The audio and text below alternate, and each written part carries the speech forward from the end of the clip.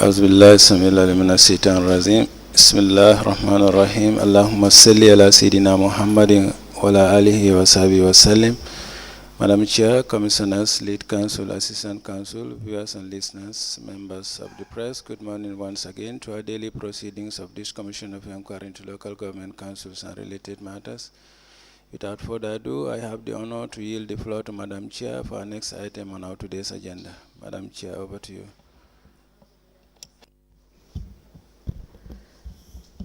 Auzubillahiminash-shaytanir-rajim. Bismillahir-rahmanir-rahim. I will call on Honorable Sila to lead us in Muslim prayers and Honorable Joyner to lead us in Christian prayers. Thank you. Thank you, Madam. Auzubillahiminash-shaytanir-rajim. Bismillahir-rahmanir-rahim. Alhamdulillahi Rabbil Alameen. Ar-Rahmanir-Rahim. Maliki Yawmiddin. Iyyaka na'budu wa iyyaka nasta'in. اهدنا الصراط المستقيم صراط الذين أنعمت عليهم غير المغضوب عليهم ولا الضالين ورثا واسعا مباركا اللهم صل على محمد وآل محمد كما صليت على إبراهيم وعلى إبراهيم وبارك على محمد وآل محمد كما باركت على إبراهيم وعلى آل إبراهيم في العالمين إنك حميد مجيد اللهم صل على سيدنا محمد الفاتح لما أغلق والخاتم لما سبق ناصر الحق بالحق والهادي إلى صراطك المستقيم وعلى آله حق قدره ومقداره عظيم سبحان ربك رب العزة عما يصفون والسلام على المرسلين والحمد لله رب العالمين آمين.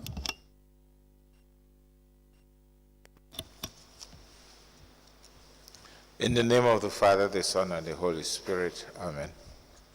Holy Father, our way maker and miracle worker, the light of our salvation, thank you for your mercy and grace that abides with us always. We appreciate you for the gift of life. We surrender ourselves to your throne today. Thou art the potter and we are the clay. Break, melt, and mold us for your glory. Cover us under your divine canopy. Make us channels of your peace as we encourage lost souls to tap from your amazing grace. Be glorified in us today, and may Abraham's blessings be ours now and forevermore. Amen.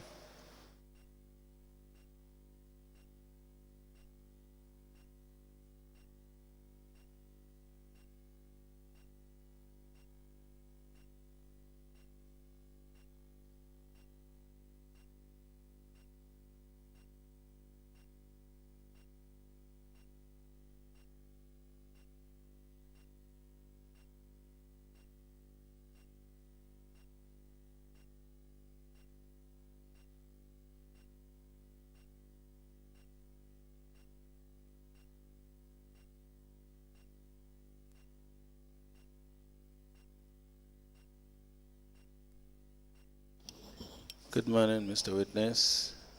You may kindly take your seat, Mr. Witness.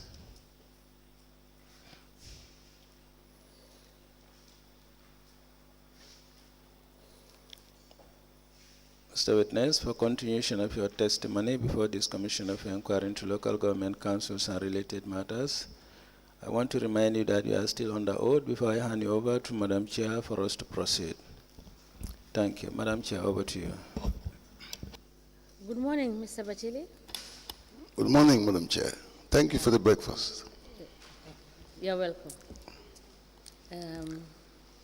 You're welcome back. Yeah.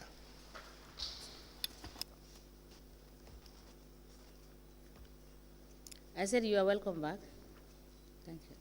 Can you please check his microphone?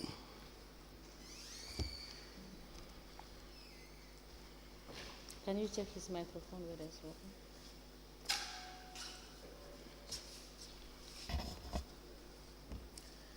Council, we may proceed.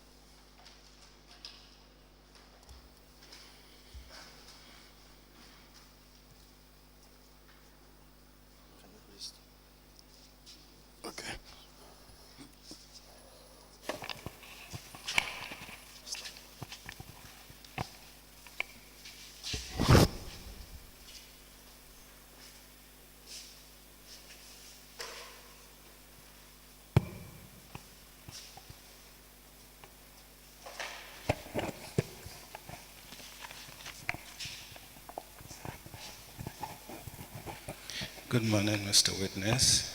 Good morning, sir. Sorry, I have to swear you. Mr. Witness, welcome to this Commission of Inquiry into Local Government Councils and related matters.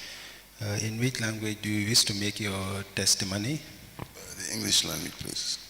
What is your religion? Islam. Do you wish to swear by the Holy Quran or make an affirmation? I wish to swear by the Holy Quran. Madam Chair, the witness wishes to swear by the Holy Quran. Can you hold the Holy Quran, face that camera, and then repeat after me? I, Abdullah Batchilly, Mustapha Batchilly, sorry, do swear that I'll speak the truth, the whole truth, and nothing but the truth. So help me God. Thank you. You may be kindly seated. Madam Chair, the witness is sworn. I have the honor to hand over the witness to you for us to proceed.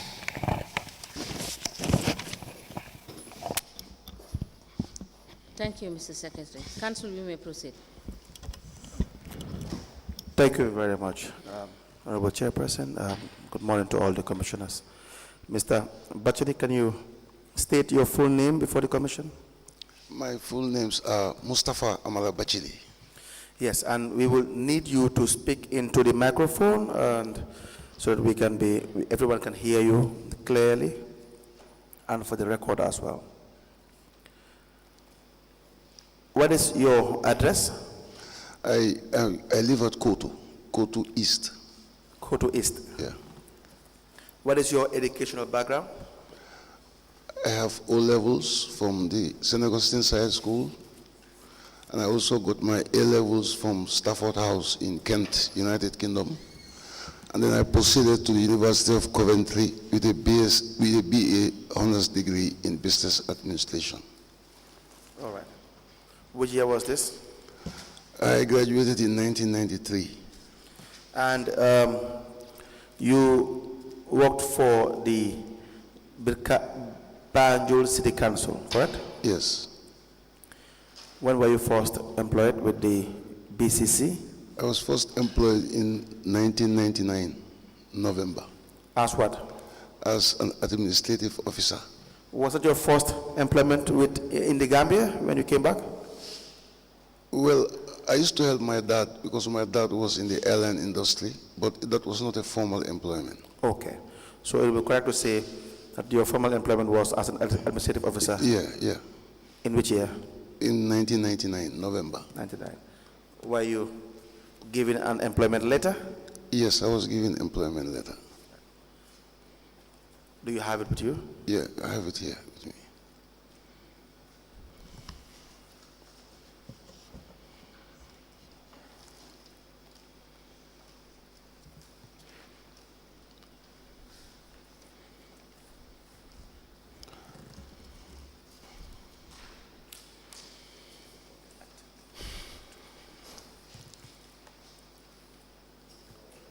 Now, you rose through the ranks to become CEO, correct? Yeah. Can you guide us, by way of summary, the various offices you have, or the positions you have held, all the way to occupying the office of the Chief Executive Officer in Banjul City Council? Okay, I first started as an administrative officer in 1999, and in November 2002, I was promoted to be what you call the deputy town clerk, which is the equivalent. The town clerk is the equivalent of the chief executive officer. So in a nutshell, I was like the deputy chief executive officer. And then from there on, eventually, I was appointed first on an acting basis, then eventually I was confirmed as a CEO. When were you appointed as CEO? I was appointed 2001 as a full CEO. Do you have your appointment letter with you? Or promotion letter, whichever the case may be?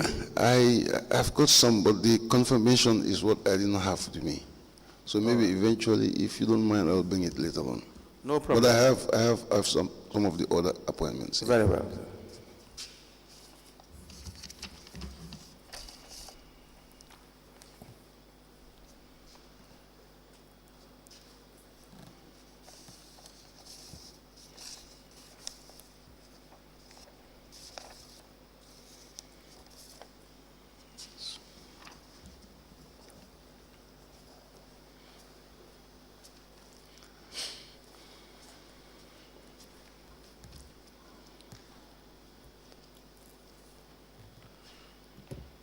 we apply to tender the following documents. The first is an appointment letter to the post of Administrative Officer, Banjul City Council, addressed to the witness,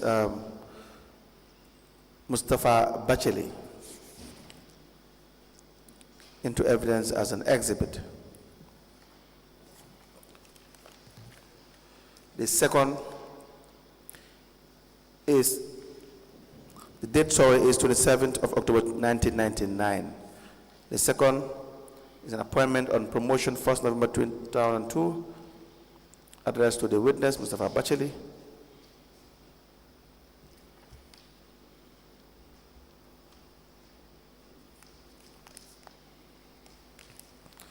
Appointing the witness to the position of a deputy town's clerk.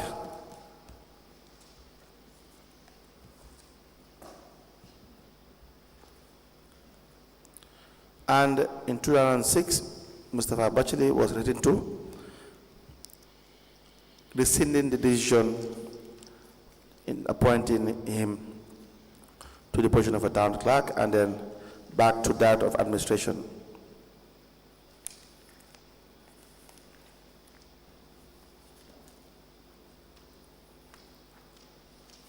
And to continue as Chief Executive Officer of Banjul City Council. This will be applied to be admitted to evidence and marked as exhibits.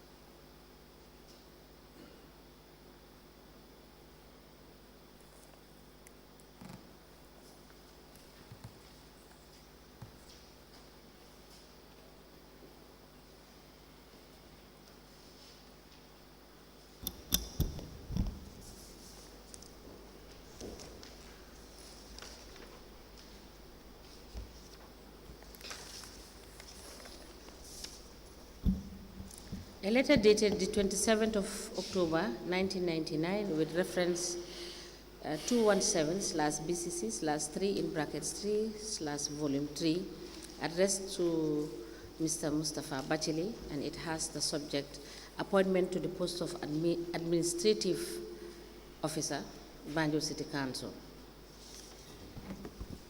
The letter is signed by the town clerk and it is copied to the mayor and the treasurer.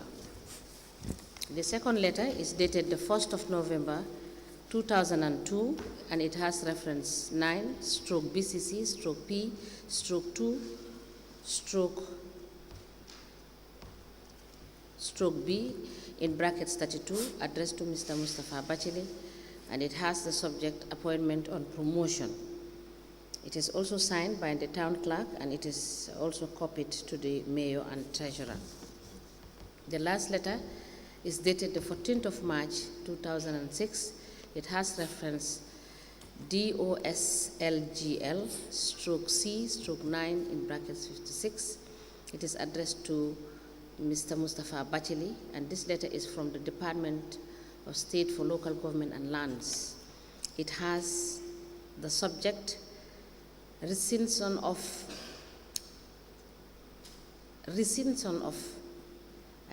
I'm reading verbatim from what is in the letter of decision. And this is signed by Abdullah Mane for permanent secretary. It is copied to the Secretary General, Acting Mayoress of Banjul, Office of the President, Banjul City Council. These 3 letters are admitted in evidence as exhibit, and they are marked as LGC/BCC/MB/001. Ask the Commission, please. Now, were you confirmed in this position, or you are not sure? No, I was indeed confirmed. You were confirmed. I was confirmed, yeah. So you have been, so to speak, a chief executive officer for more than 24 years. Yeah. And all the time you were in Banjul City Council. I was in Banjul City Council up to the 25th of February 2024. Then I was transferred to Mansakonko. Yes. So, but throughout you have been more than 23 years in BCC. Yeah. You will consider yourself as a seasoned chief executive officer? I beg your pardon? Consider yourself as a seasoned chief executive officer?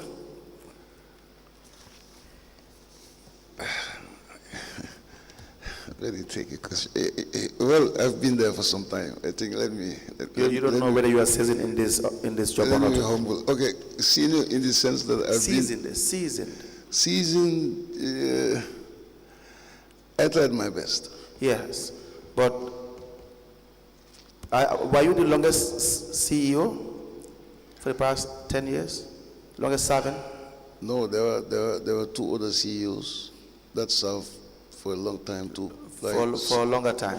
a gentleman like Sambali, who's not Yes. retired. Are you familiar with the relevant laws and regulations that guide the office or the administration of area councils? Yeah. And these regulations or acts or laws would be, if you name them? You have the Local Government Act. Yes. You have the Local Government Finance and Audit Bill. An audit act. An Audit Act, sorry. You Yes. also have the Financial and Accounting Manual. Yes. You also have the GPPA regulations. Yes. Yeah, I think these are the main ones. These are very key, They're very key. fundamental in the administration of Yes. area councils. You have been doing this for 24 years or more. Certainly, yeah. All right.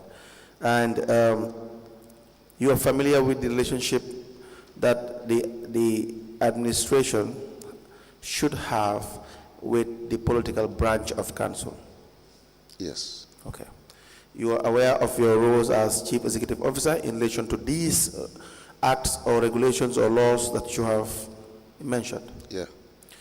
You are aware as well of the limitations of the political branch, that is the Lord Mayor or Lord Mayoress in the case of Banjul, that they have and the councillors therein. Yes. You are very familiar with your governance structure, the role of your finance director, your director of administration, your director of planning, your procurement department, what they should do. Yes. And you have had this, how many mayors or mayors have you worked under over the years?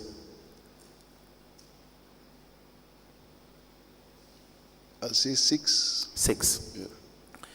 And how many finance directors? Just a rough figure, you don't have to have the exact number. 4. Want to give you that figure? Yes. Procurement? Procurement, yes. You've always had a procurement unit as well. No, let me be very specific on that. We recently created Please draw yourself closer to the microphone. we only had a fully fledged procurement unit, I would say, in 2023. 2023. Yeah, 2022 to 2023. So for the years you have been there, it's just your last year or thereabout that you have had a fully fledged procurement unit. And in that, I mean having a senior procurement officer. Officer. Yes. All right. But it was still not enough because the senior procurement officer had to have at least 3 or 4 people or procurement officers that they work with. within the year. All right. Now, what is the role of the political branch, the role of the councillors, general council, including in this present time, the mayors and the councillors? What are their roles in relation to the governance structure of council? Okay, I'll go by the orthodox relationship or the Yes. rules that you are asking. Yes. First of all, they should have monthly general council meetings Correct. where at times if resolutions are taken, Correct. they convey it to the administration Yes. for implementation. Right. And they do have some mandatory committees like Yes. the finance committee, the establishment committee, development and planning, depending on some councils. Some will have even more than that. But for us, these were the four main ones that the councillors were into, and some members of the administration. And then the role is, and also the contract committee. I had forgotten about that. But with the contract committee, it was not headed by a councillor. Okay. The contract committee is headed by the CEO. But in any case, with all these committees, whatever deliberations they have should lead back to the council for final discussions and adoption of any resolutions. Right. So how do you implement council's resolutions as CEO? Well, with the administration, we will normally have to meet, and then we'll look at the ways forward, and then which roles officers are to play in. You mean senior management meetings? Senior management meetings, yeah. And how often do you meet? We used to meet very frequently. Very frequently. Yeah. What does that mean? How frequent is very frequent? Maybe let's say, in a month at least we'll meet. Once.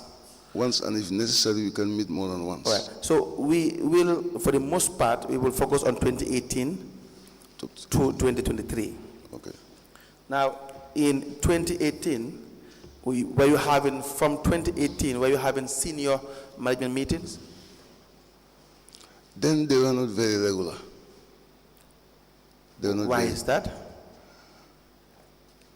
Because maybe a new council was just coming in, and then it took time before, things started getting rolled. So, Batchilly, please increase your voice. Let me try my best. But at the same time, I have to apologize. I have some bit of a cold. Okay. So I'll try my level best too, so we can hear each other. All right, please do that. Yes, so it was not regular. It was very irregular. It was very irregular then. And why is that? Yeah, like I said, then the council was just coming in, and then, it took time before things really started rolling. So during that time, they were not as regular as they became afterwards. But the senior management meeting would mainly or mostly comprise of the administrative part of the council. Is that not the case? Yes. The CEO, the finance director, the various directors in various portfolios, correct? Yes. And so the politicians may come in newly, but the senior management had been there. It remains.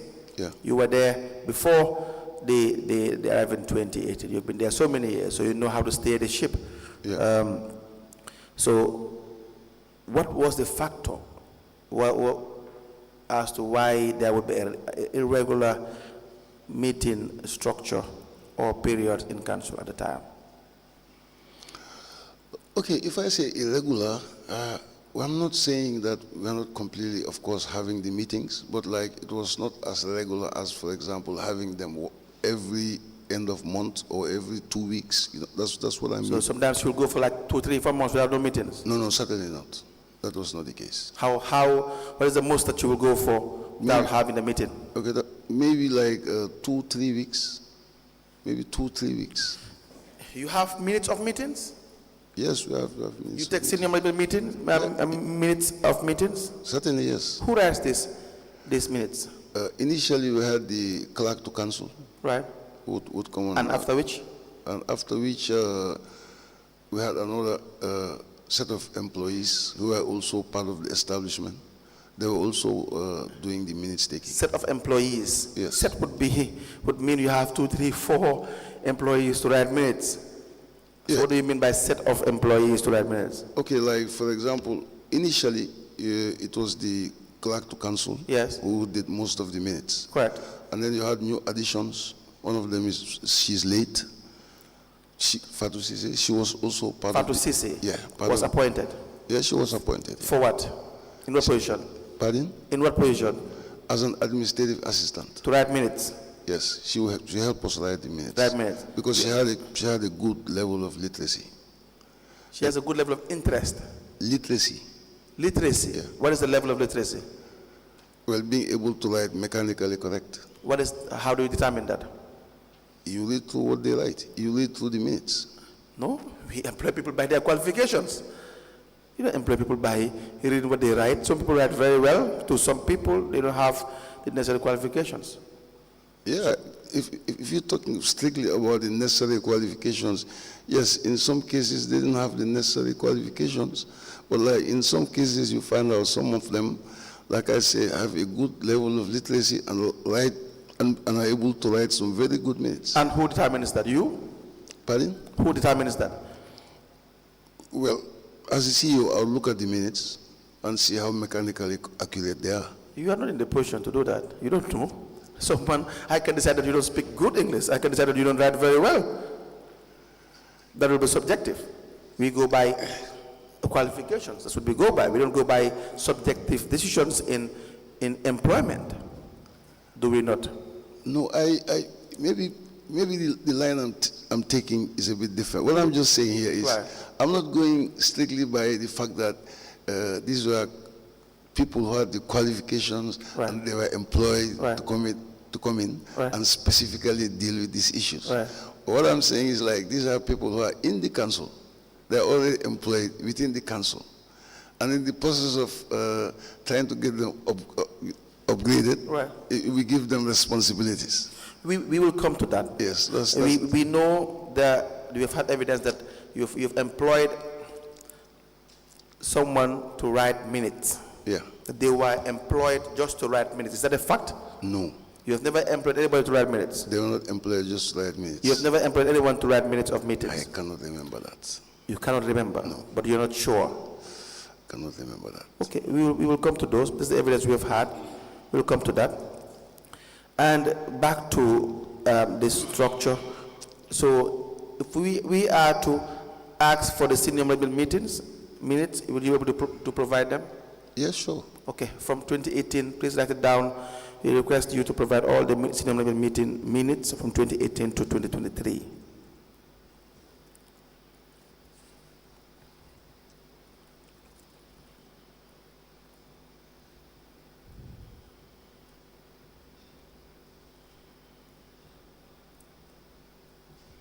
And who would be present in these meetings, in senior management meeting?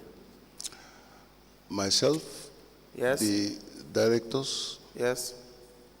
some line managers, and then the support staff. Support staff Yeah. in senior management? Yeah, I mean, like for taking minutes. They would not be deliberating over issues. They will be No, no. scribes. No, they will not be deliberating. Yes. They will be doing the minutes. Just take taking. notes. Yeah. And the mayoress? In our senior management meetings? Yes. No. She does not attend? No, she does Is not. there any meeting that the mayoress would attend on a regular basis? Okay, what we normally used to have were briefings in the morning. Were briefings? Yeah. How do you call these briefings? We meet up in the morning, and then we deal with certain issues that are pending. Every morning? Well, not every morning. How? Let's say in the week, 4 times. Yourself as a CEO? Myself, the mayors, and the line directors. At least 3 or 4 times in the week? Yes. Is this recorded? Meetings of meetings? No, these were verbal meetings. Why would you not have minutes of meetings with the mayors? I agree. It would have been more proper. It would have been proper. Yeah. Having meetings without minutes would not be proper. Yes. In already circumstance. But certainly, yes. So we will not see any minutes of meetings that the mayors has attended. We can have maybe 1 or 2 as a sample. Since 2018? Yeah, it's within that range, yeah. 1 or 2? Yes. That it means we only have 1 or 2 meetings? No. I mean the written ones. The ones where we have written minutes. But the evidence would suggest that you have 1 or 2 meetings.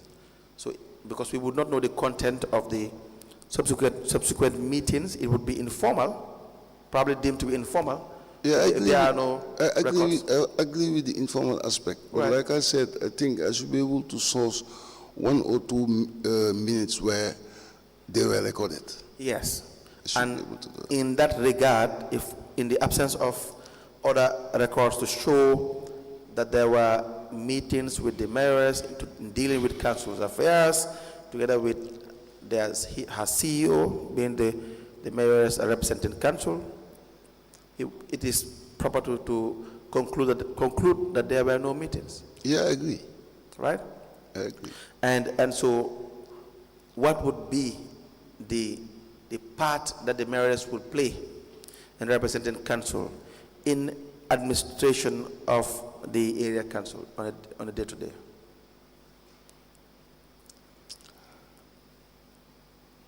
Okay, there are 2 sides to this question, but I'll try to first of all concentrate on the first part. Like the mayor's role, when we talk about issues that affect the city, Right. it's mostly based on like in a consensus. Consensus. Yeah, we'll come together. Who will come together? Like I say, myself, the directors, Right. and herself Yes. will come together Right. and we'll discuss on certain matters. Right. Especially like, for example, in the case of donations to the community. Right. Social responsibilities. Right. Let me sum it up in that way. Right. We will normally sit down as a group and then we discuss them. And after you come to a conclusion, And after we do come to you a disagree to conclusion. agree, like they say. Of course that You don't, Mr. Batchilly. no, we do, sir. You Can I just come in? Of course you can. All right. It's like many people in BCC knew that at times you used to have tough meetings with the mayor. Is that so? Oh yes. At Mr. times people could be even outside and be hearing, you know, like Like exchanges. you, Mr. Batchilly, having disagreements with the mayors? Of course, I'm impressed. many a times, in fact. I'm impressed because the But evidence we have it received. doesn't mean that, you know, we're quarreling or anything of You that can nature. quarrel. It's just that there are certain things, you know, like I feel that I had different opinions. Okay. And then I'll voice out my opinions, and then by the end of the day, it's over. It's just about having different views That's impressive. and pushing my opinions on certain matters. That's impressive because the evidence we have gathered, you have followed the commission quite religiously. And the evidence we have gathered, so as I've said to one of your staff, I think the finance manager, that it appears you were also a rubber stamp. Certain. Yes. Certain. I will present you with evidence as the discussion goes on. I will present you with several evidence that will suggest, unless you can convince the commissioners that it was not the case, to us lawyers, will suggest that you have acted total disregard of the relevant laws you have highlighted. We will show you what the law says and how you have acted on numerous occasions that these are the features of a rubber stamp leader. I'll be happy to go through them and be No, able you to. would not be, trust me. But now that, for instance, you have given an example in relation to donations to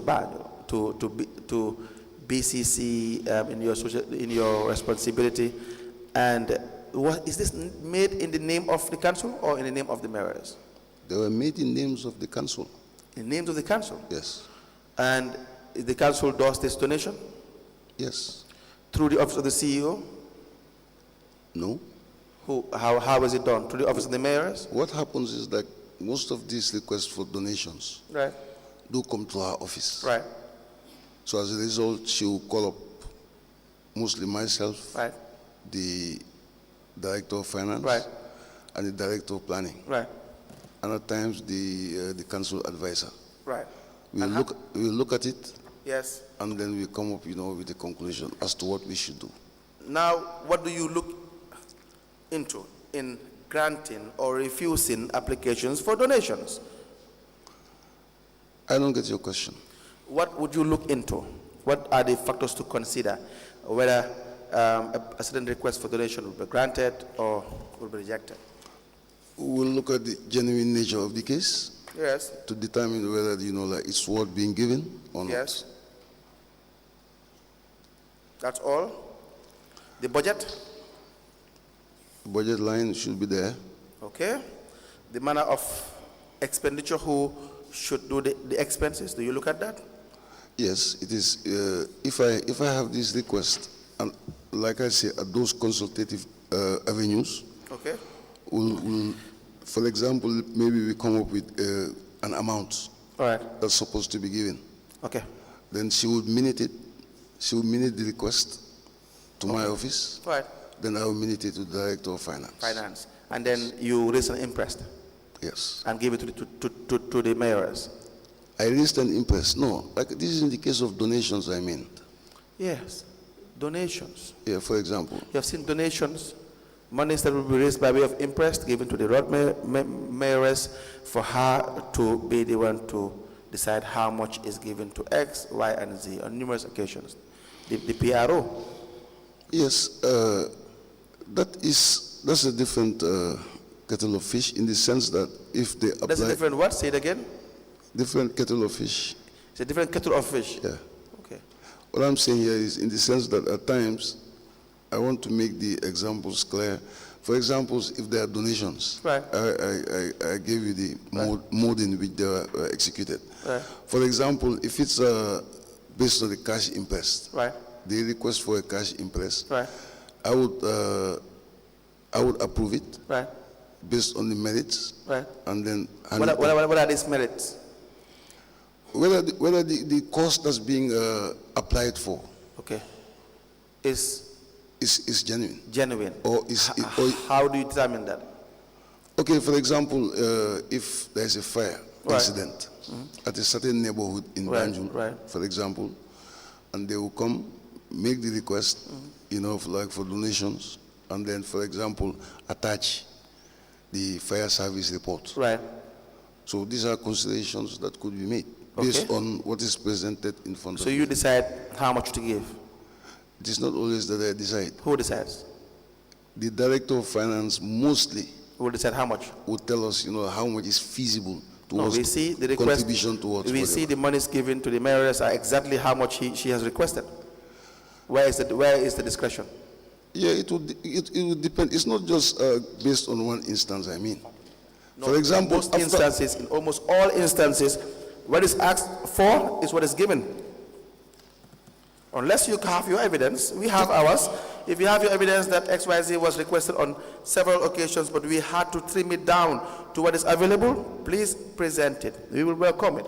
Because the one we have is, if $10 is requested, $10 is given. We have one from Fatu Benga. It says, request for payment of media coverage, for instance, 30,000 requested, 30,000 given. Several instances, even the support as well. What is requested is what is given. So I don't know what you're talking about. I write on behalf of the mayor to request for $400,000 as council support to flood victims. $400,000 was given. So what discussion do you have as CEO? As senior management to discuss this in line with the budget, in line with financial realities of council? I think that is what I was trying to develop. Yes. To say that, you're asking me, for example, based Right. on who decides about the amounts of money that are supposed to be given. Right, I think that's what I was trying to answer. Yes, I did not agree with you. Yeah, what I'm saying here is... I thought what you were saying was misleading. But I had said, if you had evidence, it's very simple. What you do, you just tell me, no, the council, you're wrong. I have XYZ occasions where the mayoress requested for this amount, and we said, well, that is not realistic. The burden is on you. No, that's the reason why I'm saying maybe you didn't understand me. Okay, say it again. What I'm saying now is, with what you've just explained, of course, normally, if the request comes to me, Right, yeah, right, that is based on a sum of 20,000. right. I will exactly, also instruct the Director of Finance to Right. pay that same 20,000. To pay that amount. Yeah, so there you are right. I'm with you there. Exactly. So But when you go ahead. Okay, I was trying to come up with another scenario as to how we normally come up in cases where we have to decide internally as to how much we are going to contribute. I am saying in That's the area I was trying to come yeah, to. but I'm saying that area is fictitious. It does not exist because whatever the mayor asks for is what is given. On numerous occasions, Mr. Batchilly, we have seen that. What is asked for is exactly what is given in her name by way of impress. She holds it in her office and decides how she spends the money without proper accountability. We will come to all this. I'm just trying to lay the foundation for you and I to discuss how you were administering BCC together with Rahim Malik Law, her lordship, or her leadership, sorry, or her worship, I think this is the right one to use in that circumstance. So if you say that it appears you have a discretion, you do not have a discretion based on what we see. You were just rubber stamping her request. But then I am also welcoming your refusal or denial of that disposition so that you provide us with numerous vouchers. That requests were made by the mayors and you had to either tone it down based on the finances of council wouldn't support it or the budget, or that the amount was probably exorbitant. Does these two exist? Lead counsel, I really want you to give me the opportunity at that juncture to be able to make my position clear. You know, I have always thought again, that. because what I'm trying to say here is, there are two instances. Right. The first set of instances you've Right. given, I completely agree to those, that we are giving the amounts that were requested for. Right. What I am saying, in the instances where donations are to be made, but amounts were not specifically laid down. Yes. Yeah? Yes. So during the build-up to the decision as to how much we are going to give, Right. that's the other area I was trying to Let's forget about that one. That one did not arise. Yeah. So it's like, why would you always give exactly what is requested without consideration of the finances of council, the budget allocations, and so on and so forth? But I have given you one assurance, which is that I would say in 99% of cases, when these decisions are being made, we normally sit together. We normally sit together, Right. and then from there on, Right. then we go to the paperwork. Let me give you an example. That's We will not what I touch mean. this in depth. I'll give an example of the exhibit LGC/PCC/FM 004. I will give you an example, and then we'll go to another issue. Okay. But we'll come to this in a more specific issue. Is this the payment made to Fatou Mbenga on the 18th of August 2022? Please look at this.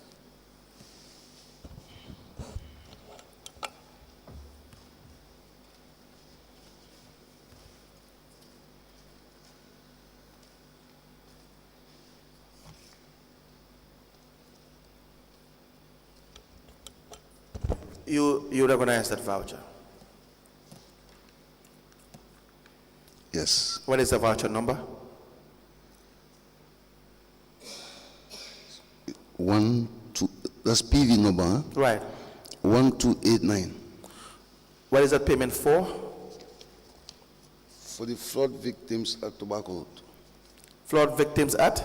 The microphone, please. Being cash impressed for flood victims. Okay. Was it, who raised the request?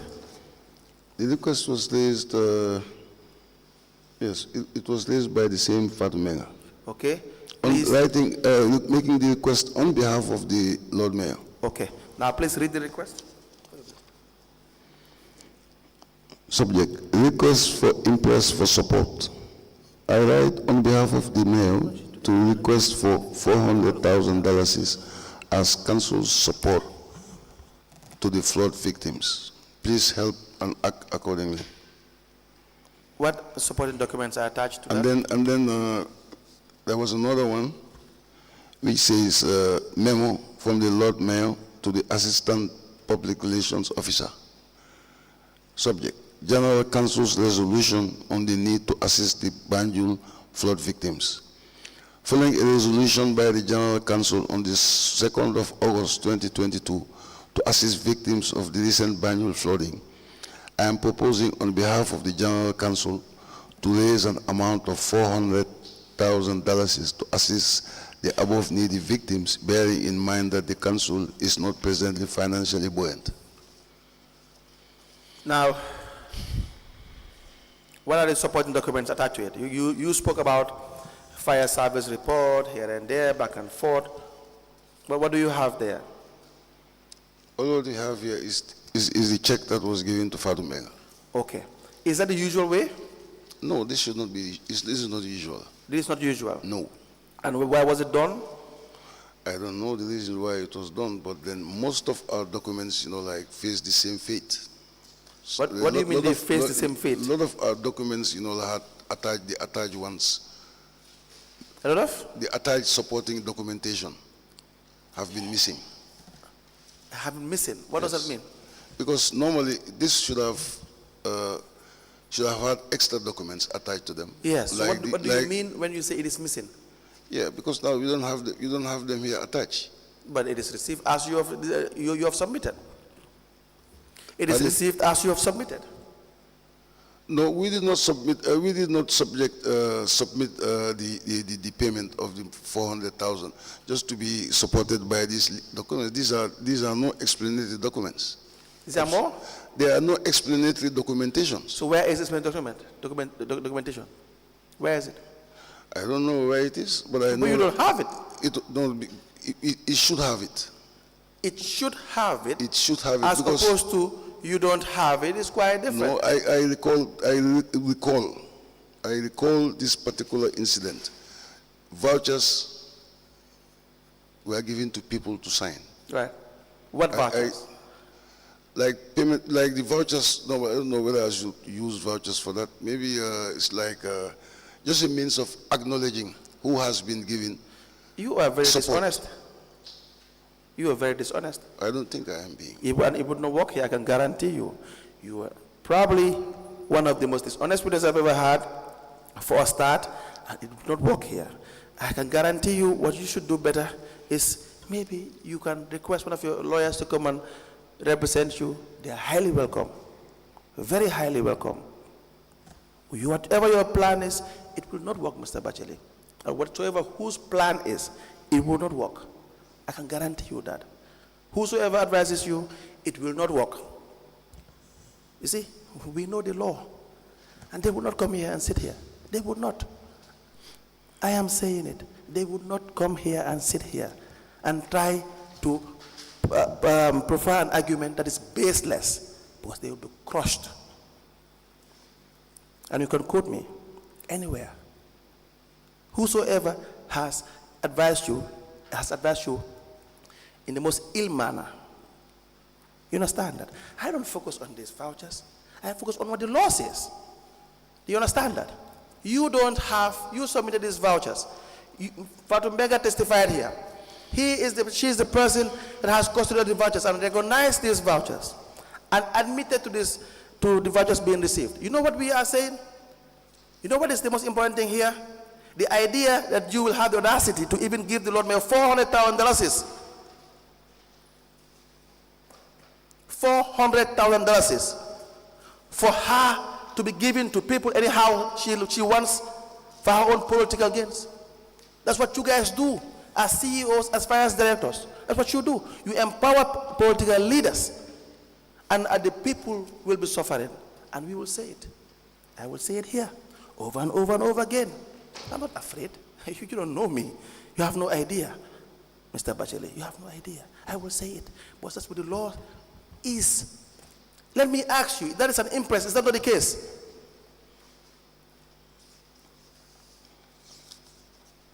Yes, this Speak into the microphone. Yeah, it's an impress. Is that not the case? Yes. Do you have an impress ledger? Did you grant that impress in accordance with the financial manual? I'm asking you, are on oath. Okay, yeah. The director of finance, I think the last I time. don't ask you that question. Did you grant this impress in accordance with the financial manual? Forget the supporting document. Let's even assume you have all the supporting documents. Let's assume that. Let's now follow the procedure. You think we don't know our job, Mr. Batchilly? The people that advise you, they will not come here. I can guarantee they will not come here.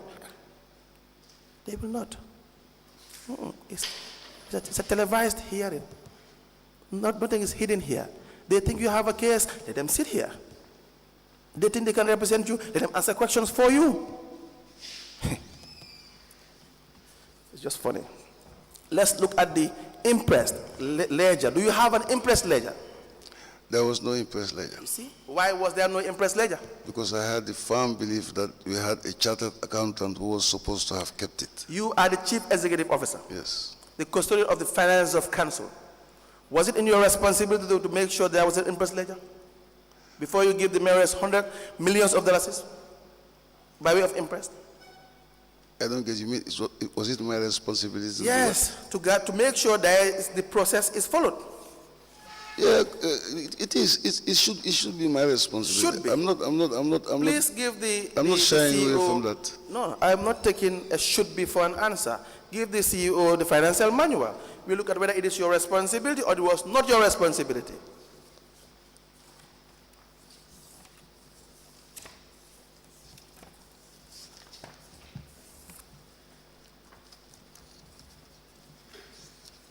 Actually, you think you can be smart here? You cannot be smart here. You cannot try to get any loophole here because it does not exist. I think we have time to look at minor things. I'm looking at what the law says. Whether your actions are within the law or not. Whether you were a rubber stamp CEO favoring one person because of your own personal gains. That's the truth. You cost the people millions and millions of dollars of taxpayers' money, embezzled, mismanaged. And you are here talking about a receipt that maybe that does not exist. So turn to the imprest.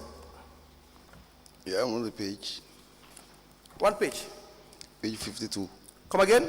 Page 52. Increase your voice. Page 52. Yes. 52. Now let's look at the procedure for imprest, Mr. Batchilly. Right? And you will now guide us and tell us whether you were in line or you were not in line. The voucher is a paper, very important paper, but the law has provided for other accounting procedures to follow. This can be lost. But what is here must be recorded somewhere else. Is that not true? Yes. That's how accounting works. So flimsy excuses, it will not fly here. Any day, any time, it will not fly. It says, 701 of the financial manual, that if it is necessary for any officer of the council to have money at his or her disposal for disbursement and public service for which the usual pre-authorization procedure cannot apply, such officer may be given an imprest. All imprest must be authorized by the chief executive officer, who will prescribe the terms and conditions under which imprest may be approved. What does that mean? Yeah, basically, like all the imprest should be authorized by myself, and like you said, the terms and to prescribe the terms and conditions under which the imprest may be approved. Under which? The imprest may be approved. Good. Did you do that in this case? No, with the terms and conditions under which the imprest may be approved, no. You did not do that? No. Failure number one. You admit? Yes. Good. We proceed. Now, is the mayoress an officer of council? No, she's not an officer of the council. Failure number two. We proceed. Was there an emergency situation for which the pre-authorization procedure cannot apply? I don't get your point, sorry. You don't what? I don't get your point, sorry. You don't get my question? No.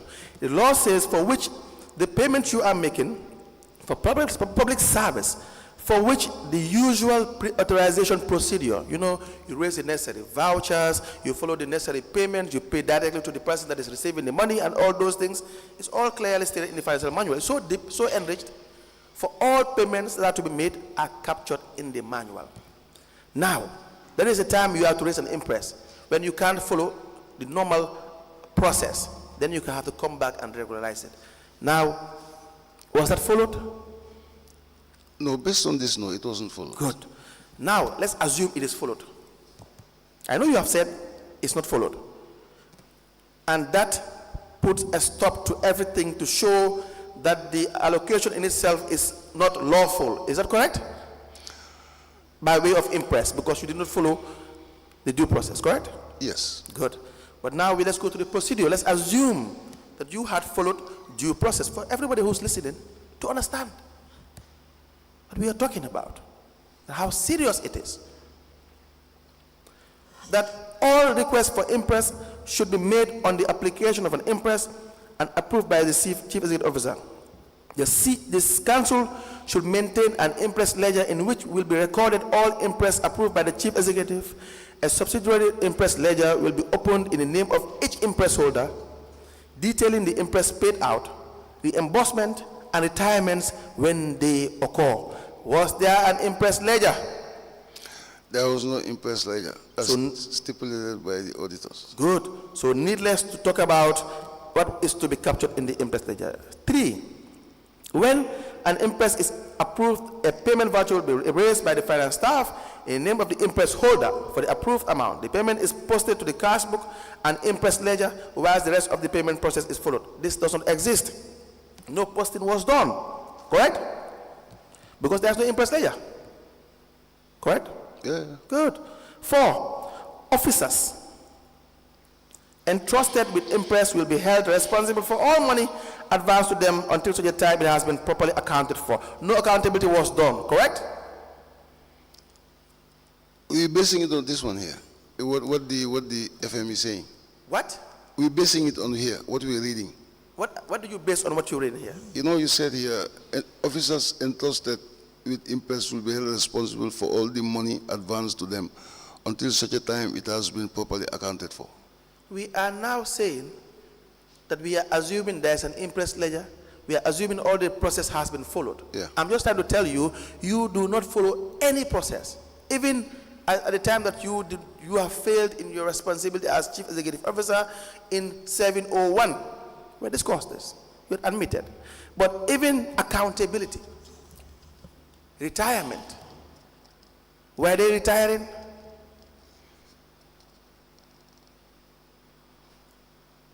Please look at me and tell me. No, I'm wondering, Did they retire? you mean all the impress that have been taken? This one, we will come to the other ones. I'll give you specifics. But was there retirement? You have to provide the evidence of retirement that where it is recorded. It has to be recorded in the impress ledger, and there is no impress ledger. Yeah. Was there retirement? No, there was no impress ledger. Thank you very much. That's Now we go. It says, the transaction, no impress 9 will be issued to any employee in whose name a previous impress is still outstanding. Is this followed? No, those were all not followed.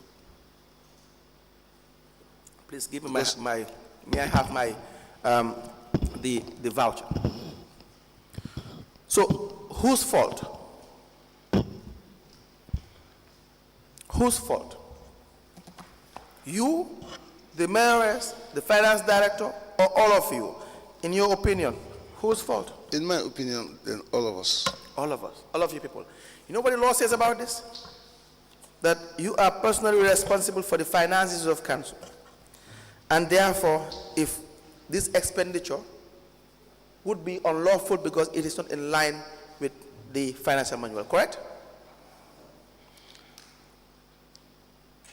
I have interventions. Go ahead, Mr. Batchilly, you are entitled to your interventions. And I again, let me repeat for everyone to hear. You can always deny or say, no, I don't agree. In fact, I will encourage you to say, I don't agree, because then you will now tell us what the evidence is. In this case, I think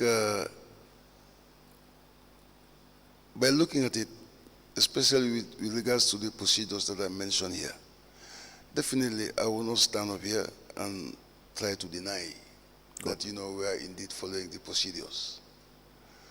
But then the most important thing that I have learned personally during the course of these deliberations, because I'm not necessarily a financial expert, but I do know that with regards to the cash interest that we've been given over the years were not the suitable things to do, in the sense that if you know very well an amount... Mr. Batchilly, can you please raise your voice, because we are struggling to hear your response. Sorry, and ma'am. if we don't hear your response, we cannot form an opinion on what your response to the council's questions are. Okay, thank you. Thank you. So, like what I was saying here is that regarding the procedures, I think we've come to terms with that. But one thing I have even learned myself during the course of these deliberations is that the way we are raising interest might not have even been the right way. Because interest, I overheard you once saying this, and I think I really acknowledge the fact that that should be the case. Interest were not meant for expenses that were predetermined. Interest should have been meant for areas that we are not too sure of how much we are to spend as part of our resources. Then you raise an interest, and then if the officer giving the interest retires, the amount will be able to know maybe this is the balance that is left, out of what was given, reflecting on the fact that it was an emergency. Then there was no means of exactly knowing what was needed for the execution of those things. So, based on that, really, I don't have any counter arguments to make. Exactly. Mr. Batchilly, this is a more fair conversation. Yeah. You understand that? It is a more fairer conversation when things are wrong and they are very clear. Yeah. We admit and we move on. Yeah. I don't make determinations. The commission doesn't make determinations. Yeah. But when things are very clear, we don't have to try to be smart about it. Because the law, like I said earlier, would always be around to guide all of us regarding what obtains. That was why the earlier answer regarding trying to be smart regarding the vouchers would not be tenable, because it's probably one of the least that we intend to rely on when the necessary books of accounts to factor in the records of the accounting processes are not available. You understand that? So that's the way it is.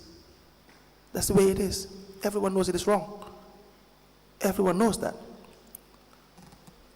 Now, we will give you your statements. You made statements before the investigators. Two. The first is in the year 2024, 14th May. The second is 2022, January 2025. 22nd January 2025, sorry. Please go through them, take your time, and go through these statements.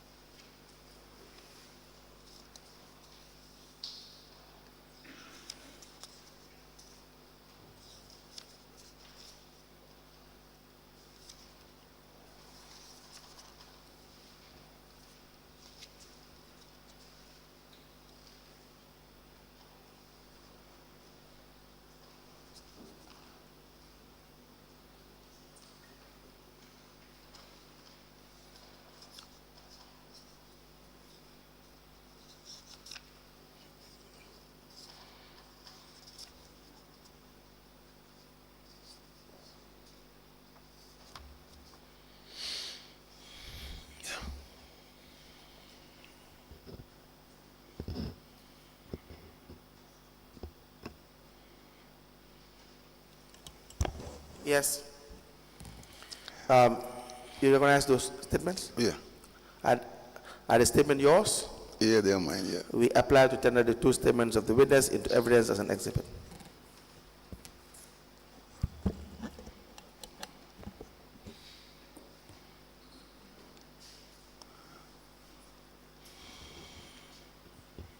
Counsel. Lead counsel, sorry. Go ahead. I have something that I want to share with you. Please let us allow the commissioners to just... Sorry. Allow the commissioners to just admit the documents, and you will be at liberty to speak once the chairperson has given you the floor. The witness statement dated the 14th of May 2024 and additional witness statement dated the 22nd of January 2025 are both admitted as exhibit in evidence, and they are marked as LGC/BCC/MB/002. As the Commission places on Madam Chair, the witness. Yes, Mr. Batchilly? Yeah, lead counsel, I want to ask a question here, because it's like when we look at the concept of responsibilities within the context of managing council's finances, I want to say that there are two kinds of responsibilities.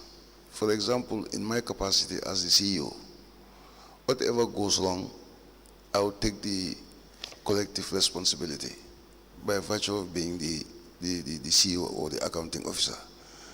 But do we also want to see that there are delegated responsibilities that have been given to also different officials within the hierarchy? For example, I hope you are understanding. Absolutely. Yeah. So I hope, like in this case, for example, if just say, for example, the director of planning, for example, has like taken an imprest approved by myself and then given to finance for the amount to be raised and given to the official.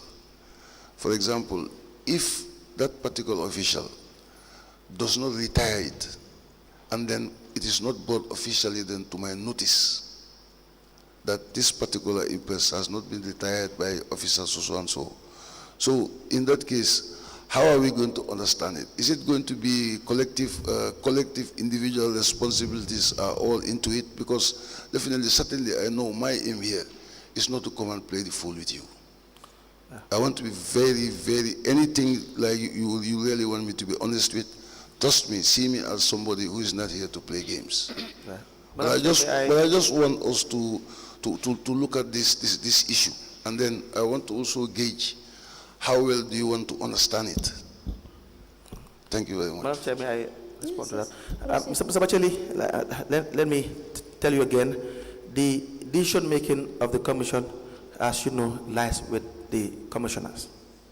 At the end of the day, maybe they will decide in accordance with the relevant laws that you are familiar with as to who has what responsibility. Certainly, I trust with no doubt the commissioners will decide in good faith the responsibility as apportioned in the necessary regulation. So what is not your responsibility may not be attributed to you, Mr. Batchilly, as CEO. So they are well equipped, well experienced. You know that the Commission, in relation to knowing what is your responsibility or not, even where we err as councils in relation to thinking that one issue is perhaps your responsibility. So they have the ultimate decision in deciding that. What we do as lawyers is to confront you with evidence, discuss with you in relation to what the law is, give you our opinion in this investigation. Like I said, feel free to discuss where you think that you have a contrary view. They are here to listen. They may ask you questions as well in relation to that, but the determination is at the end of the Commission. Thank you. Chair, do you want to add something? Thank you very do I much. proceed? No questions. Thank you. Mr. Batchilly, now we go back to the role of the council, the mayors, and the administration that you have really headed for over 24 years, or 23 years to be more accurate. Now, you have various committees. Yes. How many committees do you have? You mean council committees? Yes. Okay, we had finance, establishment, development and planning. The last one is eluding me.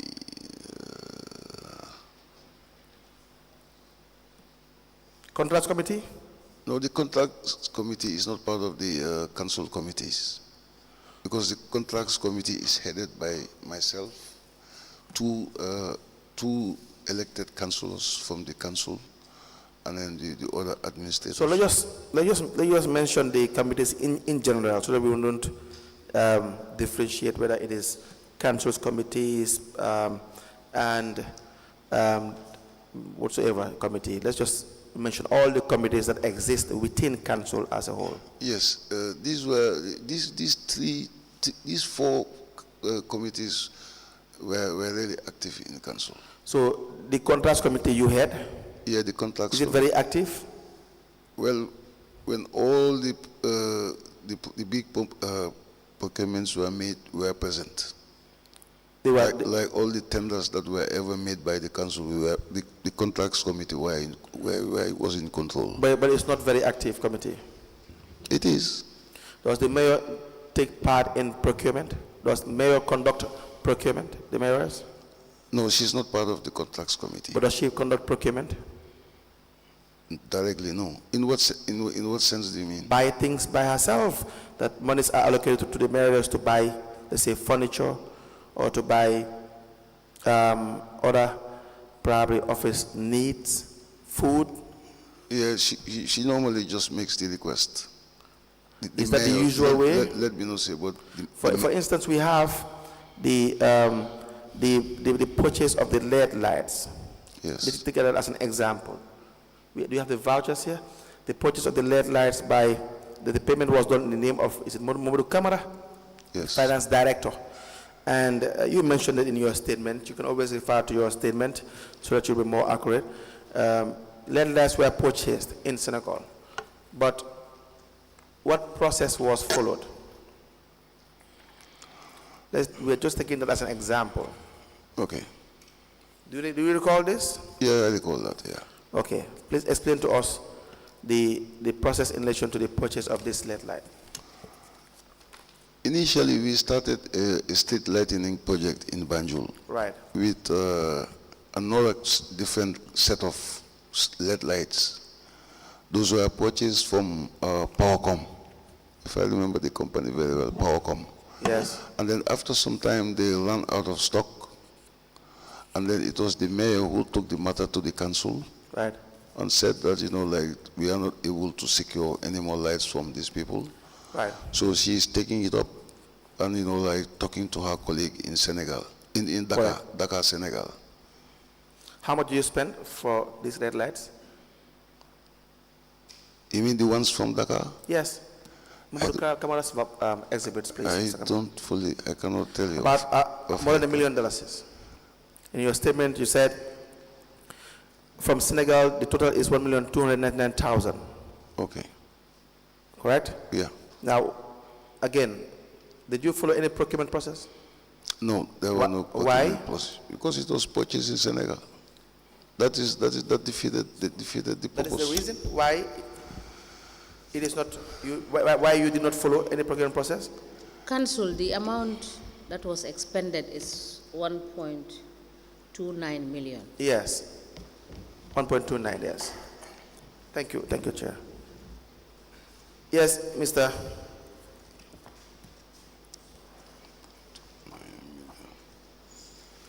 Yeah, so after the deliberations at the council level, Right. she contacted the mayor of Dakar, Right. and then decided to send the protocol officer to go and make an inspection of the lights that were being talked about. Right. So that is how it started. Is that the usual process? No, it's not the usual process. Then why did you agree to that process as CEO?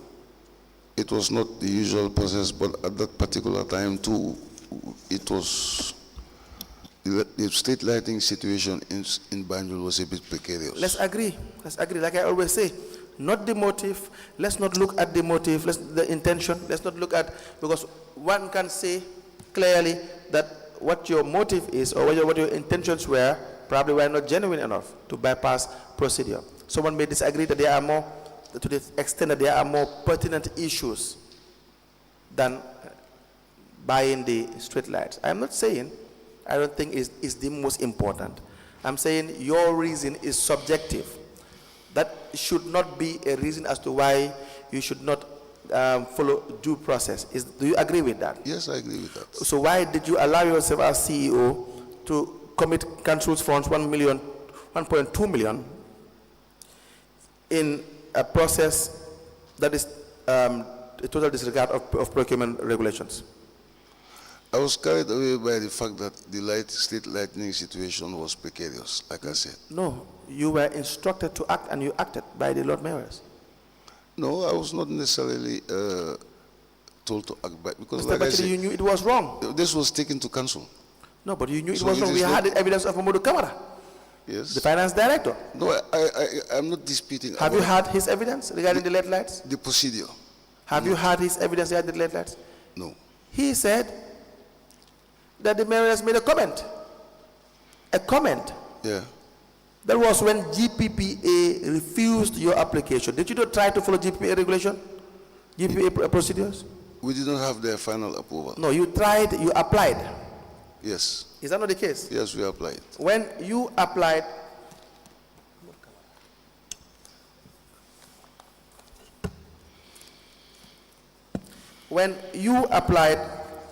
what was the GPPA's response? I cannot remember. But what I know is that they did not give a final approval, because we went through a series of correspondences, if I think I'm not mistaken. Come again? But then the final approval was not given by GPV. The final what? Approval was not given to pursue with the procurement. GPA replied to you first on the 17th of March 2022. The letter reads, addressed to Chief Executive Officer, Banjul City Council. We refer to your letter without reference dated the 4th of March 2022, but received 15th of March 2022, relative to the above subject matter. Do you have the letter that was referenced that you wrote to GPA? I A beg your copy of the pardon? letter that you wrote to GPA? No, I don't have the copy. You don't have it. We will need a copy. We want you to furnish the commission with a copy of the letter that was written to GPA for this request. And it says, please be informed that the authority cannot make any decision on the request because of the following anomalies. Number one, no procurement method chosen. Number two, no GPA form 100, that's the national requisition, was present. Number three, no GPA form 012, that's a declaration by each member of the contrast committee, including the accounting officer. That is the declaration of interest, correct? Conflict of interest. Correct? Yeah. Good. It says, please correct above mentioned anomalies and resubmit for our consideration. Then you wrote a letter, and then they responded on the 30th of March 2022 that we refer to your submission without covering letter, but received 28th of March 2022 relative to the above subject matter. Having carefully reviewed your submissions based on the information provided in the minutes of contrast committee meeting dated the 7th of March 2022, we regret to inform you that the approval cannot be granted because of the following. First, the procurement is not in line with Section 44 of the GPPA Act 2018. Number two, absence of certified signed invoices from the suppliers. And number three, no specification for the LED lights. Therefore, the authority advises you to use restricted tender for the procurement in question and resubmit for the authority's consideration. Also, be reminded that the branding is not acceptable. We thank you for your understanding, even though you did not understand. And cooperation, even though you failed to cooperate. And avail ourselves for further guidance on your procurement. Signed, Mamadou Ann for the Director General. You had your applications refused in writing, correct? Yep.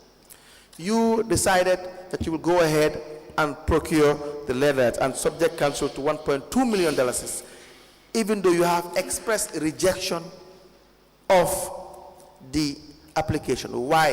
Who made the decision? You or the mayors? I don't think everything should just be limited to the mayors in this case. You don't ask me how I answer my questions. Because the thing Mr. Batchilly, you don't ask me how I answer my questions. You don't tell me, sorry. You can say it is not the mayors. You can say it is not you, Mr. Batchilly. You can point your fingers to someone else. But I ask my questions the way and manner I deem fit and subject to control by the commissioners. Not you. You understand that?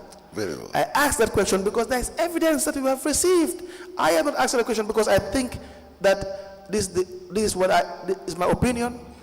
The evidence we have received from Modu Kamara, the finance director, is such that the mayor has made a comment and stated that that she will not abide by, in essence, abide by the rejection because she will not sit and see the people of someone in Banjul being beaten by a crocodile. True or false? That's exactly where I wanted to come to. True or false statement? Yes, well, the whole issue is that. Is it a true or false statement? It's not false. It's true. Thank you. But then, can I come in to? No, you will come in soon. Thank you, Mr. Right. Batchilly. This is the basis of my question. We could have just said we urge the commissioners to rely on it, and they may or may not rely on it. But it's the evidence we have received, and so we will ask it. Now you come in. Okay, what I want to say here is that, first of all, let me come back. I was not trying to defend the manner in which it was done, the procurement. I do agree with you 100% on that, 100%. But now, I'm telling you, like as a CEO, yes, what made me vulnerable in terms of accepting it. Okay. Because in the sense that since this went to council, right, it coincided with many councillors coming to council and also complaining about the fact that a street lighting program was started. Right.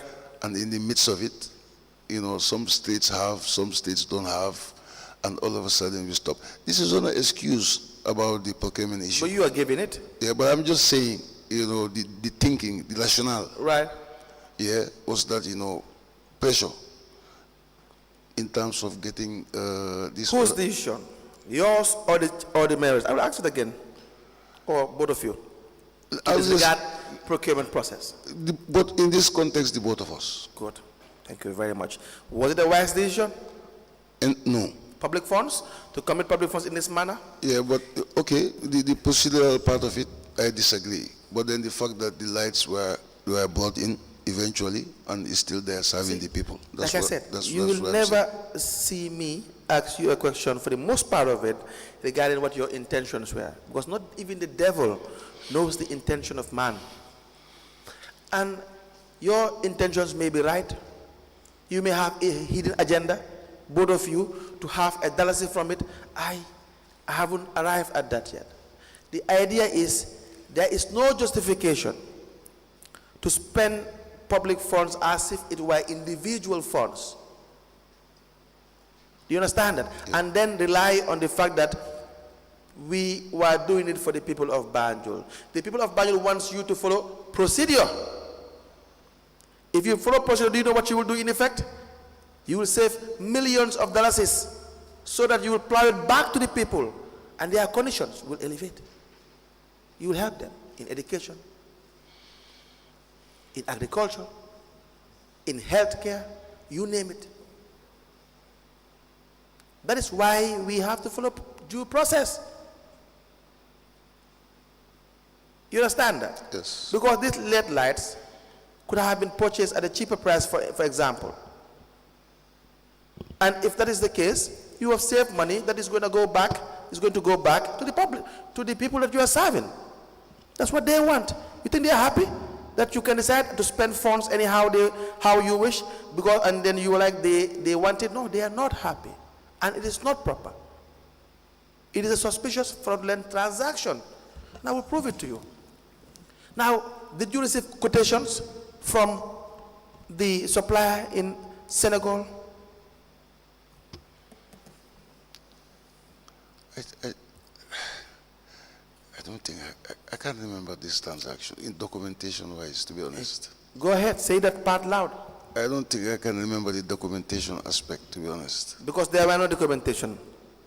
No, Correct? you mean like the invoice for the Yeah. purchase of the Yes, lights, you mean? you receive quotations. There will not be any quotation. I mean, you're only asking this question as a matter of process. Yes.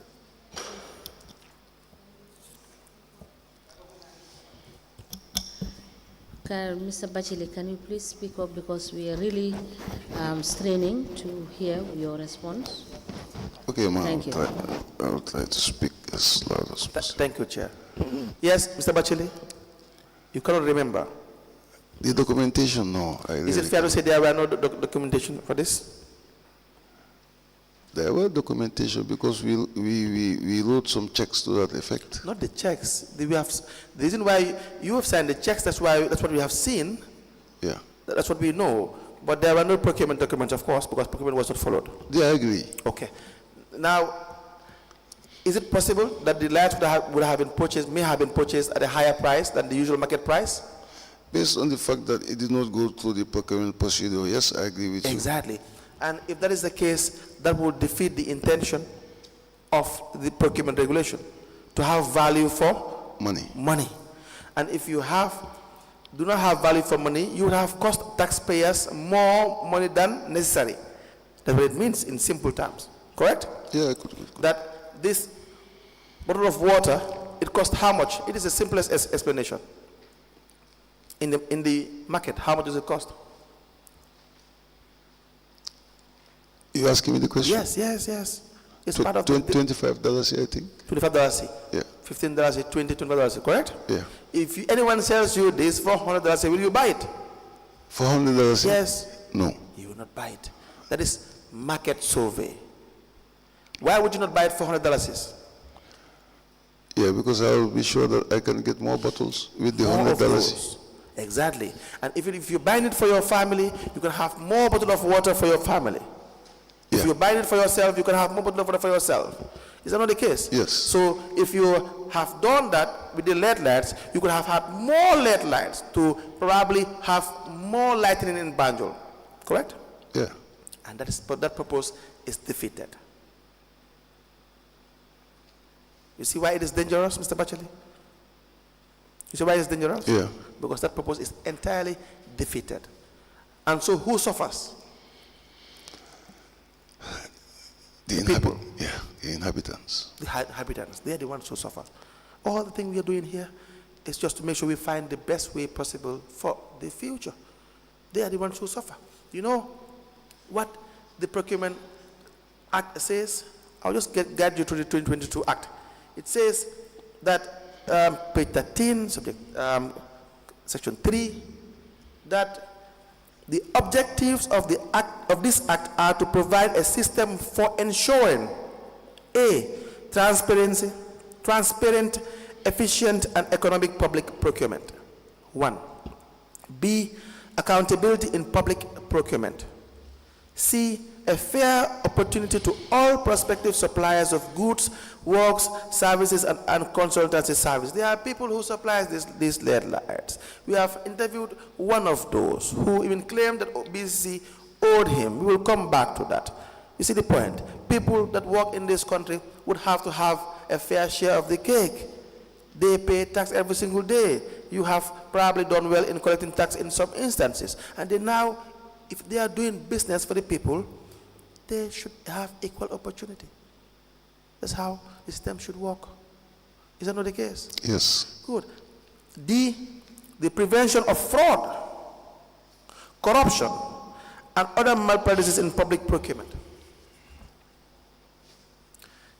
E, improvements in social and economic capacity in the Gambia, including facilitating the participation of local, micro, small, and medium enterprises and individuals to participate in a competitive and economic manner as contractors and subcontractors in public procurement. Every day, you know what that means? Every day we talk about the sorry for my language, Madam Chair, but this is as a result of disregard of procedure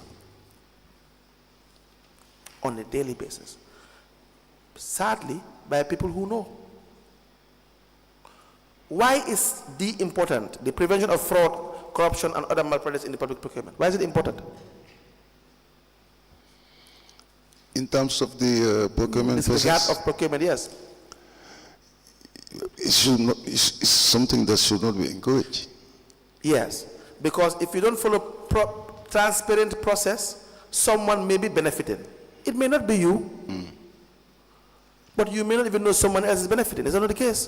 Very true. The mayoress may benefit, and you may not know. You may genuinely think there is no benefit. Is that not the case? Very true. Good. The person who you sent to Dakar may benefit, and you may not know. Is that not the case? Very true. You yourself, you may benefit, and you may not benefit. Very But who true. knows? Very true. That's the issue, Mr. Batchilly. So when we make decisions in administrative positions, these are the things that we look into. Not just I think it's going to be good for the people. You understand? And then we do what we have to do. Any questions, Honorable Chair, before I proceed? Yes, and on the issue of the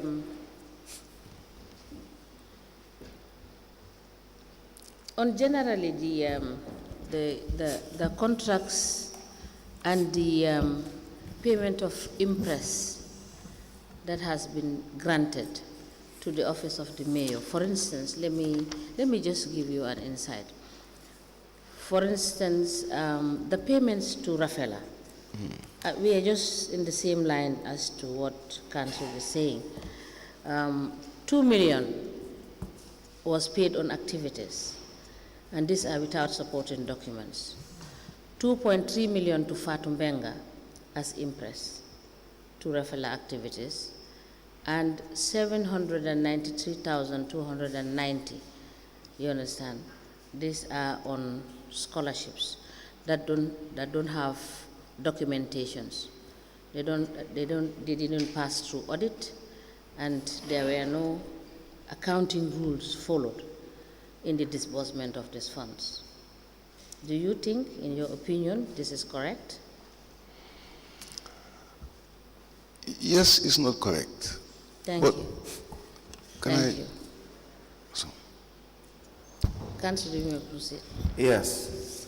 So, Batchilly, I have a few questions for you before we go on break. The authority to incur expenditure, that is to say, the granting of or approval for expenditure in council, how does it work? Who has what powers? How are these powers exercised? For instance, in simple terms, the signing of checks to say pay X, pay Y, pay Z, this amount. How does it done? How is it done? yeah, it would emanate from requests that are coming to my office. Yes.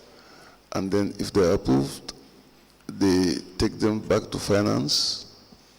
Finance will look at it and then check the feasibilities. Then from there, it will be taken to audit normally for them to see. And then if they approve, if they brought back, then the checks are raised and payments are made. So who decides the limit or the amount to be incurred? It will depend on the transaction. Tell us, please guide us. The transaction that we're trying to execute. What do you mean? It depends on the transaction.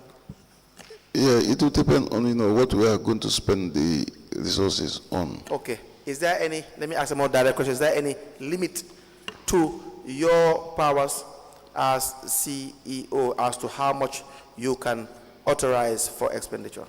No, in our council we are not pursuing with that policy. You are not? We are not pursuing with that policy. Why? We are not pursuing with that policy. Why? Because normally, most of the expenditures that we make, especially those at the, let's say, relatively mid to higher end, like I say, we normally used to discuss it, before we implement payments. So, like in other councils where we have thresholds, right, we have not been observing that. Why is that the case? That should not be though, because it's not a very good practice. It's not a very good practice? No. To have threshold? It's always a good practice to have thresholds. Okay, so why not having thresholds? Well, in our case, we've never had it at the council. Yes, but I mean, why are you not having thresholds? Yeah, because I inherited it. So From previous administrations. No, you have the financial manual, Yeah, right? yeah. It says the authority for expenditure, the authority to incur expenditure is vested in council through budget approval. The finance director shall not make any payment nor accept any charge in his accounts unless authorized by the chief executive and in accordance with the monetary thresholds approved by each council. As regard the monetary threshold, it should be noted that up to a given amount, the CEO can approve and incur expenditure without reference to the chairman or mayor of the council. Up to a certain amount, the CEO is required to consult and seek clearance from the chairman or mayor. Beyond a given amount, the CEO is required to refer such expenditure to council to seek approval. You have not been observing this, you said. Right? I beg your pardon? You have not been observing this, you No, said. no. So now who has the ultimate decision to authority to decide how much is expended? For instance, if the council is to pay $500,000 to a contractor, do you have the ultimate decision as CEO? Yes. Okay. Is that a true statement? Answer? Yes. The evidence we have gathered is that the mayor knows about every expenditure that is to be made, especially the big ones. That there has to be approval. Whether it's done informally through your informal meetings or is in writing, I doubt, but is that the case? Do you consult the mayors? I told you initially, yes. So why did you say you have the ultimate decision? Yeah, because I do the approval. If the mayor says no, you can't? No, it doesn't always follow that way.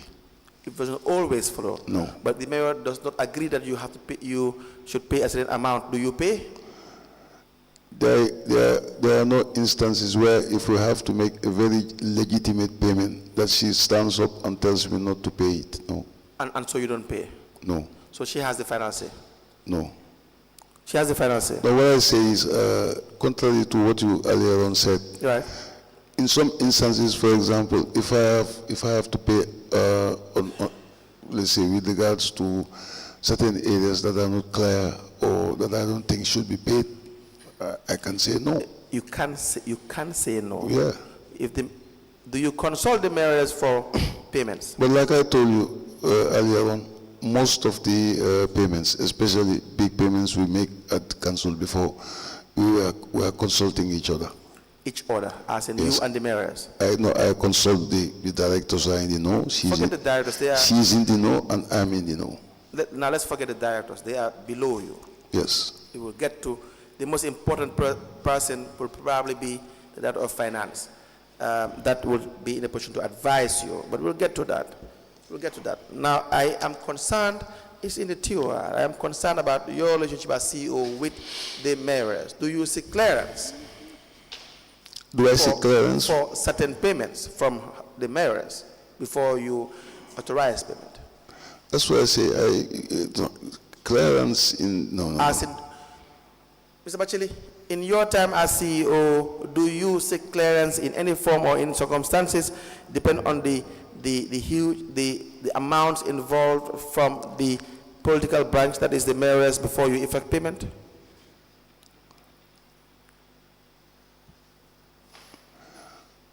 Okay, let me give you an example. I don't know if you could. Have you ever sought clearance for payments from the mayors before you effect them?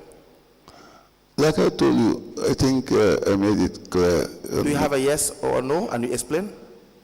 Okay, I have a yes. Good, thank but you. Then you want me to explain now? Of course. Okay. Like I told you before, most of these payments, especially big payments, we all discuss amongst ourselves the need for those payments to be effected. Yes. So I think. And then who has the ultimate authority? When you were discussing among yourself, who is the boss? Who's okay is important. When you discuss with your finance director, you have the ultimate decision making, correct? Yes. When you discuss with your mayoress, who has the ultimate decision?